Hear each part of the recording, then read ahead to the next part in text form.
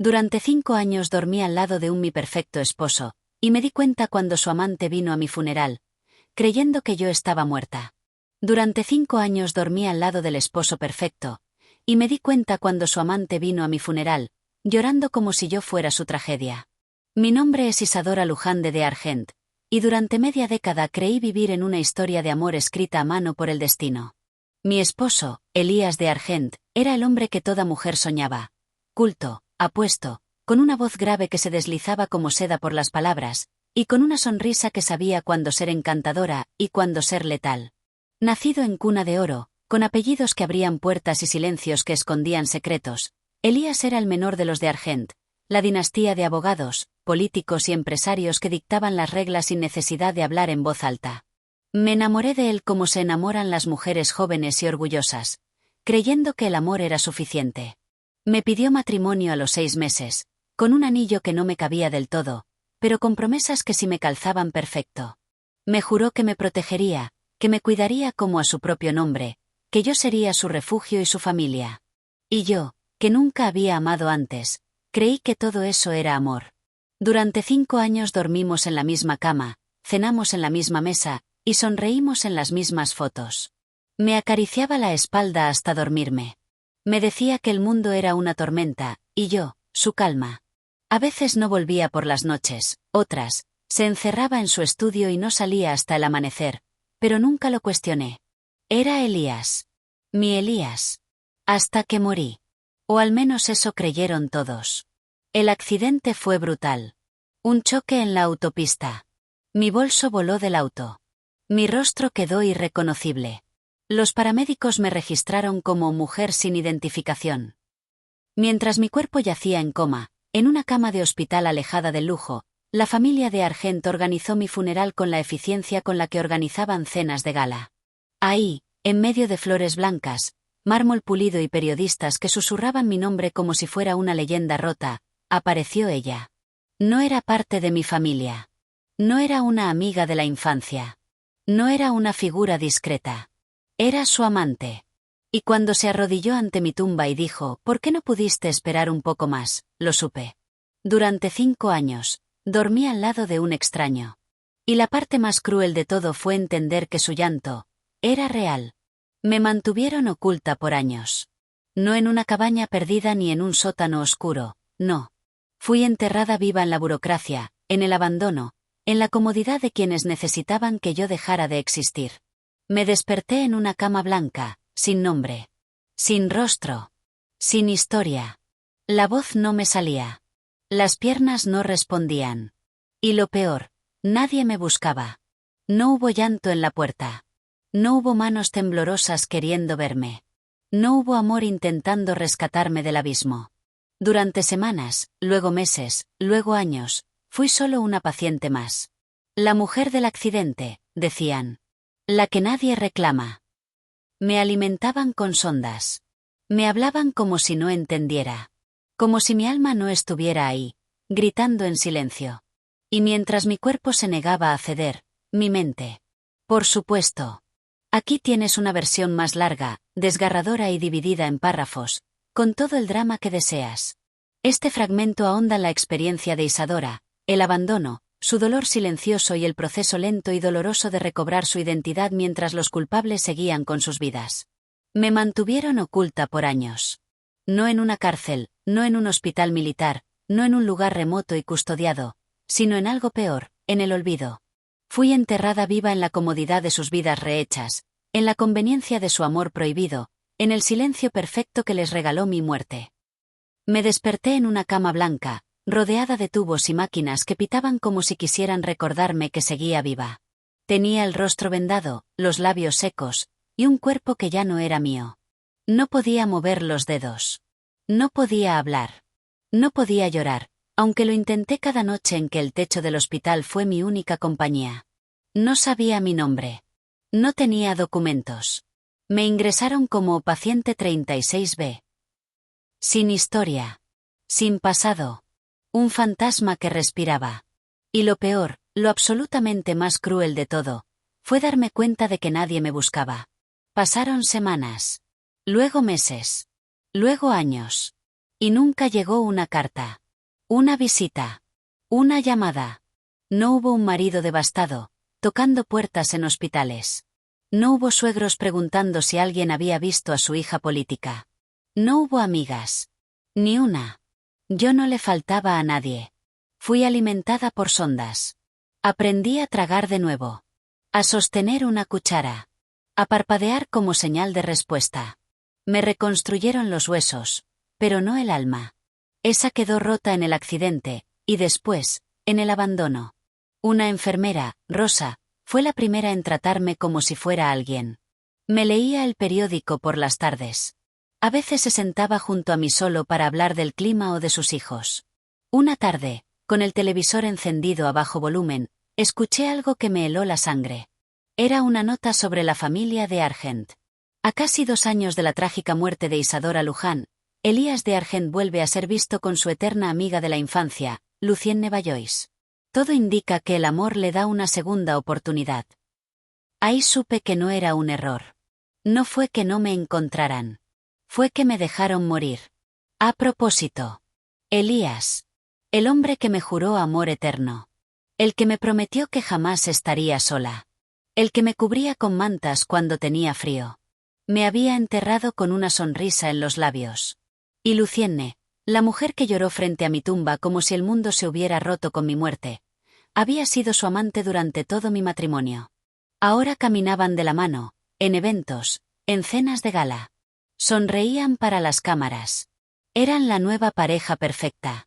Mientras yo reaprendía a sostenerme en pie, ellos pisaban alfombras rojas como si yo nunca hubiera existido. Cada día en la rehabilitación era una guerra. No solo contra el dolor físico, sino contra el resentimiento, contra esa sensación de haber sido desechada. Invisible. Silenciada. Fui despojada de todo, de mi nombre, de mi hogar, de mi identidad. Pero no de mi memoria. Y eso fue lo que me sostuvo. Recordaba sus manos. Sus mentiras. Las noches que llegaba tarde con olor a perfume que no era mío. Los viajes de negocios. Las excusas. Las veces que mi intuición gritó, y yo la callé por amor. Cuando al fin pude escribir mi nombre en una hoja temblorosa, lo hice con furia. Isadora Luján de Argent. No porque quisiera seguir llevando ese apellido, sino porque merecía el derecho de destrozarlo. Salí del hospital con una nueva identidad legal. Me reestablecieron en el sistema. Nadie supo, aún, que estaba viva. No me presenté en ninguna oficina. No hice una llamada. Primero, necesitaba mirar. Ver qué tan lejos habían llegado. Cuánto de mi vida habían destruido para construir la suya. Y cuando estuve lista, me prometí algo. No lloraría. No rogaría. No suplicaría explicaciones. Yo volvería, no para recuperar lo perdido, sino para devolver todo el dolor multiplicado. Porque lo peor no fue que me olvidaran. Fue que vivieron felices mientras yo me deshacía en silencio. Mi recuperación fue un proceso largo, lento y cruel. No fue como esas escenas de películas donde la protagonista se levanta con un leve vendaje y una mirada decidida. No. Lo mío fue más sucio, más real. Cada avance fue una batalla. Cada movimiento, un infierno. Aprendí a caminar otra vez sosteniéndome de pasamanos oxidados, bajo luces de hospital que no se apagan ni de noche. El espejo se volvió mi mayor enemigo. Me devolvía una cara que no reconocía, marcada por cicatrices, por la hinchazón, por la piel que aún dolía cuando la tocaba. Había perdido tanto peso que mis propios huesos me eran ajenos. No podía hablar bien. Tartamudeaba. Tenía lapsos de memoria, desmayos repentinos, una cicatriz larga en el abdomen que parecía recordarme todos los días que había muerto, y vuelto a la vida. Me sometieron a múltiples cirugías reconstructivas. Al principio fue por necesidad. Luego, fue por decisión. Porque entendí que no solo había que reconstruir mi rostro. Tenía que borrar a la mujer que fui. Isadora Luján, la esposa perfecta, la dama de sociedad, la flor delicada del apellido de Argent. Esa mujer había sido demasiado frágil. Había confiado ciegamente. Había sonreído cuando debía huir. Había amado a quien le había cavado la tumba con una mano mientras la acariciaba con la otra. No quería parecerme más a ella. Y así, Con bisturís, injertos, rehabilitación y meses de un dolor que no sabía que se podía soportar, me convertí en otra. Una mujer con un rostro nuevo. Una voz que ya no temblaba. Una mirada que no bajaba los ojos. Mis facciones no eran las mismas, pero mis recuerdos sí. Eso era lo importante. Eso era lo que me sostenía. Me vi al espejo una noche, con el rostro todavía inflamado, las suturas frescas y el alma al borde del colapso. Y me prometí algo. Haría pagar a todos por su traición. Uno por uno. Con calma. Con precisión. Sin piedad. No necesitaba venganza violenta. No buscaba sangre. Lo que yo quería era algo más fino. Más elegante. Quería la verdad. Quería que se miraran en el espejo de lo que hicieron. Quería que vivieran lo que yo viví. El silencio, la desesperación, la invisibilidad. Mientras yo aprendía a vivir de nuevo, ellos estaban demasiado ocupados para notarlo. Demasiado ocupados siendo felices sobre mis ruinas. Elías, con su traje impecable, sus apariciones públicas, sus declaraciones comedidas. Decía que el dolor lo había hecho mejor hombre. Que aprendió de la tragedia. Que la vida le había enseñado a valorar lo frágil de todo. El mismo hombre que me dejó desvanecer en una cama, sin nombre, sin rostro, sin funeral real. Lucienne, por su parte, ocupaba ahora mi lugar con una gracia ensayada. Tenía mi anillo en su dedo, mis vestidos en su closet, mis fotos sustituidas por las suyas en los pasillos de la mansión. Decía en entrevistas que el amor verdadero llega cuando uno menos lo espera. Que Elías y ella habían sido siempre almas destinadas. Y yo, mientras tanto, tenía que tragarme cada palabra como si no fuera mi vida la que habían devorado. El círculo de amigos, la familia de Argent, todos callaron. Todos prefirieron la versión fácil. Nadie se preguntó por qué no hubo cuerpo abierto. Nadie exigió una autopsia. Nadie pidió pruebas. Porque era más cómodo así. Porque en el fondo, mi desaparición era útil. Estaba en el camino. Y me sacaron. Pero ya no soy un obstáculo. Soy una amenaza. Una presencia silenciosa. Un eco que vuelve desde la tumba para recordarle a todos que las verdades enterradas no desaparecen. Solo esperan el momento adecuado para gritar. El día que salí del hospital, nadie me reconoció. Y eso fue perfecto. Porque ahora tenía la libertad de moverme sin ser vista, de escuchar, de mirar, de entender. Volví a la ciudad. Me instalé en un pequeño departamento en el barrio opuesto al que solíamos frecuentar. Cambié mi nombre en todos los registros. Mi nueva identidad era limpia, sin pasado, sin conexiones. Solo yo sabía quién era en realidad. Y eso me daba poder. Ellos estaban demasiado ocupados para ver que su pasado caminaba de nuevo por las mismas calles, respirando el mismo aire, observándolos desde las sombras. Lo que no sabían es que la verdadera Isadora no estaba muerta. Solo estaba esperando el momento perfecto para mirarles a los ojos y devolverles todo lo que me arrebataron. Le daría justo en lo que más les dolía. No en sus bolsillos, no en sus casas, no en su cama compartida. Sino en su imagen. En su reputación inmaculada. En esa mentira cuidadosamente construida de viudo dolido y mujer que lo curó del dolor. Esa era su mayor joya. Y también su mayor debilidad. Porque mientras lloraban frente a las cámaras, yo me deslizaba en silencio por los márgenes de su mundo, esperando el momento exacto para arrancarles la máscara, delante de todos. Me moví entre las sombras, con la precisión de una cirujana. Recuperé documentos. Pedí favores. Me infiltré en eventos con un nombre nuevo, una cara nueva, una sonrisa educada que nadie cuestionaba. En ese universo superficial, bastaba con saber vestir, saber callar y saber mirar para que te abrieran las puertas. Y yo miré. Dios, cuánto miré. Lucienne organizaba galas benéficas ahora. Su fundación llevaba mi nombre. La Casa Isadora, para mujeres vulnerables. ¡Qué ironía! ¡Qué repulsiva forma de redimirse ante el mundo por el crimen que habían cometido! Hablaba con la voz melosa de quien se cree santa. Después de la tragedia de Isa, aprendí a valorar el amor, la vida, la fragilidad del destino, decía con los ojos húmedos y perfectamente delineados. ¿Fragilidad del destino? Tú fuiste mi destino, Lucienne. Y lo convertiste en ruina. Elías seguía siendo el viudo ejemplar. Había escrito un libro incluso. Vivir después del amor. Lo presentaba en conferencias. Daba discursos sobre el duelo. A veces soltaba una lágrima. Decía que la muerte de su esposa lo cambió para siempre. No mentía del todo. Lo cambió, sí. Le dio libertad. Y ahora yo estaba de vuelta para quitársela. Contraté a una investigadora privada.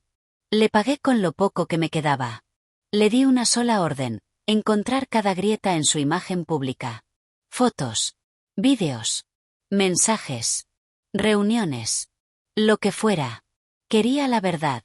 Toda. Cruda. Sin filtrar. Mientras tanto, me hice un lugar en sus círculos. Como inversora. Como socia. Como asistente. Como una mujer discreta y desconocida, pero astuta y útil. A los ricos les encantan los rostros nuevos que no hacen demasiadas preguntas. Me presenté como Vera Lemoine, hija de un empresario ficticio, elegante y reservada.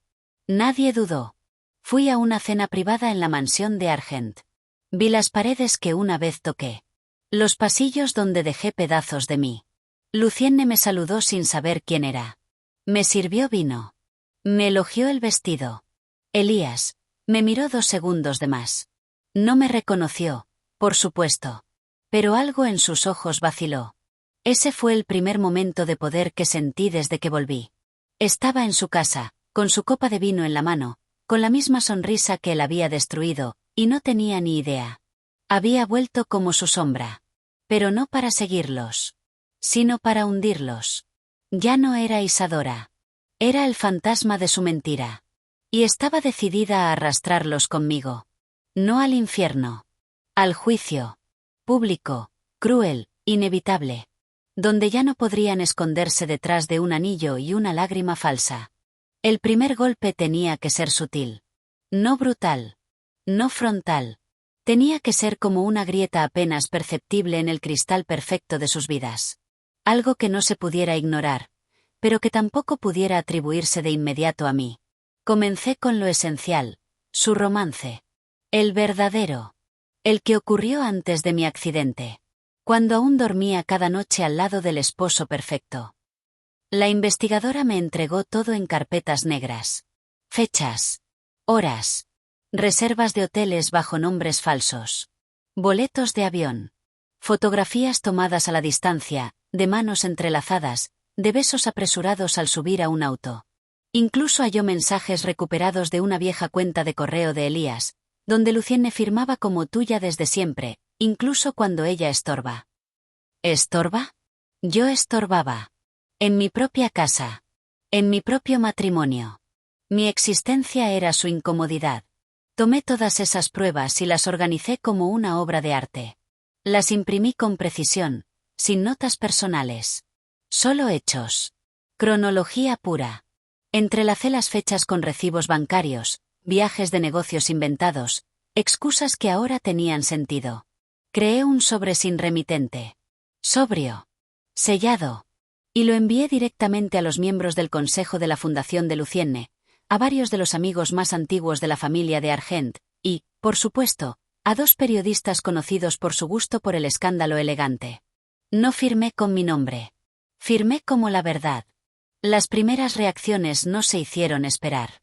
Rostros tensos en eventos. Conversaciones breves en los pasillos. Lucienne sonreía demasiado. Elías evitaba las cámaras. Los diarios no publicaron nada. Todavía. Pero el silencio había empezado a fracturarse. Y eso era suficiente para mí. El segundo movimiento fue más personal.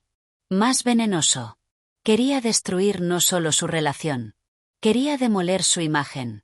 Lucienne Vallois, la mujer caritativa, dulce, sensible. La viuda emocional por empatía. La salvadora del hombre roto. La verdad era otra. La investigadora rastreó su historial completo. Descubrió que su familia, los Vallois, habían perdido casi todo en los últimos años. Deudas por inversiones fallidas, juicios discretos por evasión fiscal, propiedades embargadas en silencio. Y Lucienne, lejos de ser víctima de esa caída, fue la arquitecta silenciosa de su propia redención social. Se había involucrado, sistemáticamente, con hombres adinerados, siempre casados, siempre frágiles. Siempre con algún vacío que ella se encargaba de llenar a tiempo. Uno terminó en escándalo. Otro, en divorcio millonario. Otro, murió, curiosamente solo meses después de comenzar a verla. Lucienne era una reconstrucción. Una figura pulida para encajar en el lugar de las mujeres rotas. Una viuda profesional. Una sombra de lujo. Tomé esos informes. Armé un nuevo dossier. Más discreto. Más selectivo. Esta vez, lo dirigí a las esposas. A las mujeres que aún formaban parte de su círculo. A las que fingían no saber, pero siempre miraban de reojo. Lo envié también a una editora de moda que la adoraba, y que era famosa por volverse enemiga mortal de cualquier amiga que la eclipsara. No firmé. No era necesario. El tercero, fue el último. Y el más brutal. Yo. Las pruebas de mi existencia. De mi muerte, y de mi supervivencia. Imprimí cada documento médico. Cada hoja firmada por doctores. Mi registro de ingresos sin nombre. Mis radiografías. Mis informes quirúrgicos. Los meses que pasé conectada a máquinas. Las fechas. Las fechas eran la bala. Porque las fechas decían que yo seguía viva mientras ellos organizaban mi funeral. Incorporé fotos. Las más crudas. Una, con mi rostro deformado y vendado. Otra, con mi cuerpo delgado y sin cabello. Y otra, la última, yo, de pie, apoyada en un bastón, frente al espejo, con la mirada firme. Esa mirada que no se olvida. Esa mirada que dice, yo volví. En la portada del sobre, solo una frase escrita a mano. Ella no estaba muerta. Solo la enterraron viva. No usé correos electrónicos. No mensajes anónimos. Los envié en sobres reales, a oficinas importantes. A abogados. A directores de medios. A familiares del apellido de Argent que aún creían en el honor. Y entonces, me senté a esperar. No con ansiedad. No con temor. Sino con la calma de quien ya ha perdido todo, y sabe que lo único que queda es mirar cómo arde lo que un día la quemó. Todo explotó. En menos de 72 horas, sus nombres dejaron de ser sinónimo de admiración y se convirtieron en el centro del escándalo más comentado del año. No hubo periódico que no los mencionara.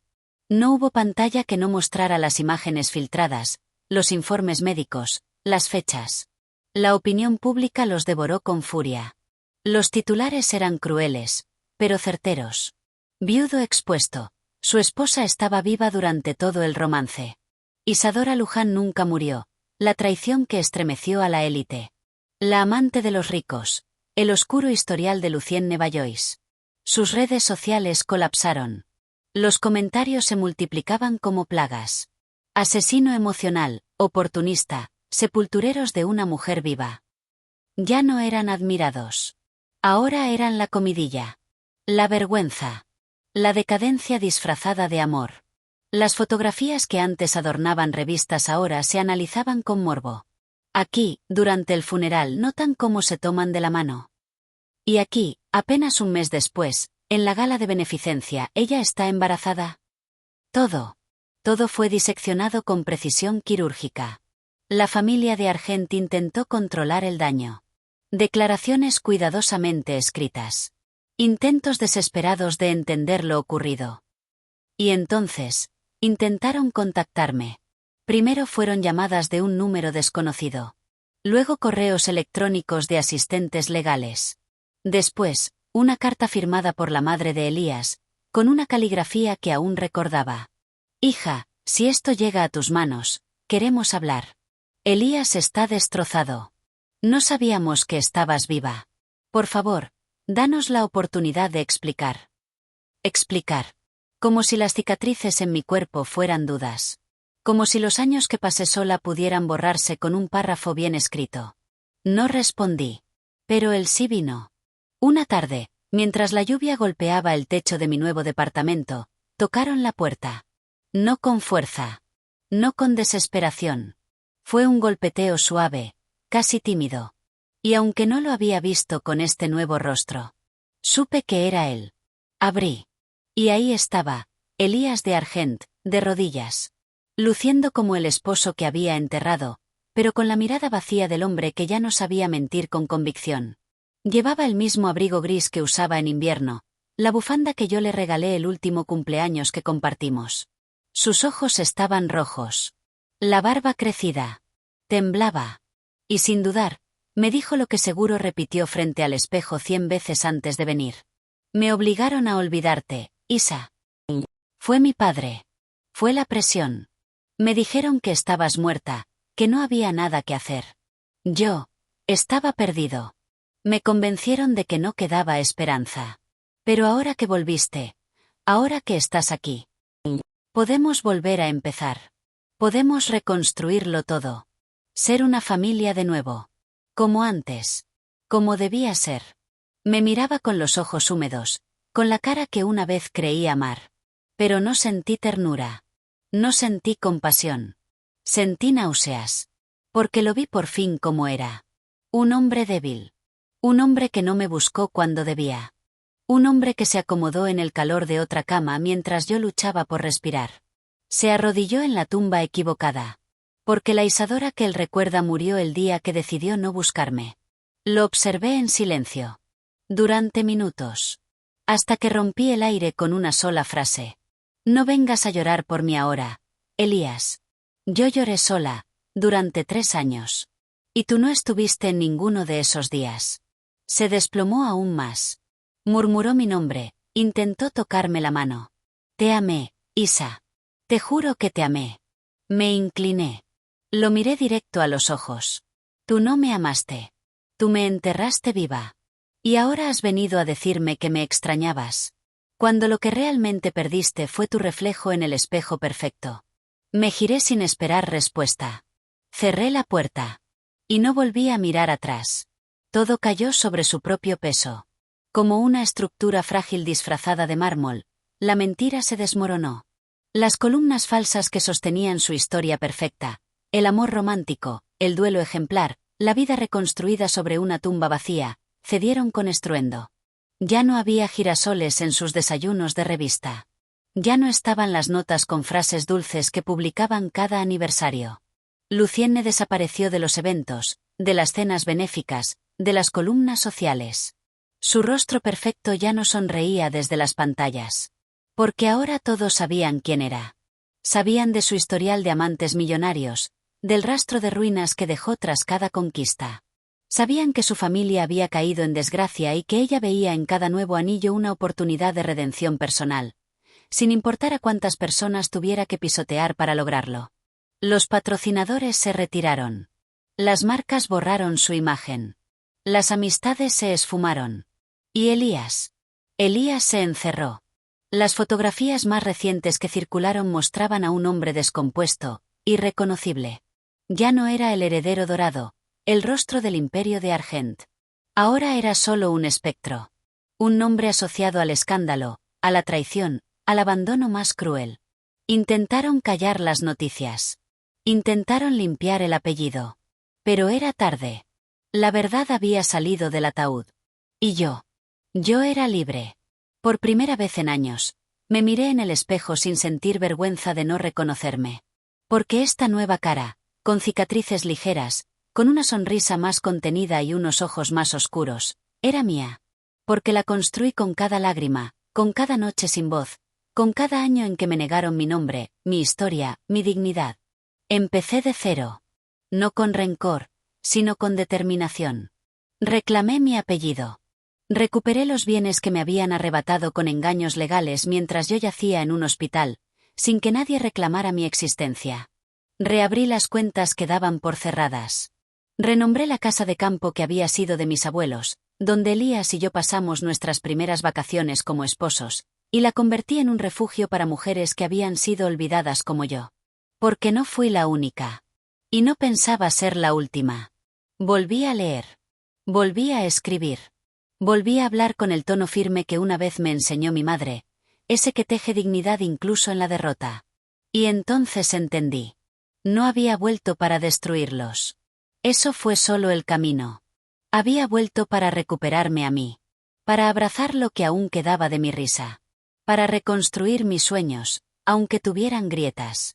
Para recordar que el amor real, el que no huye, el que no te entierra, empieza por una misma.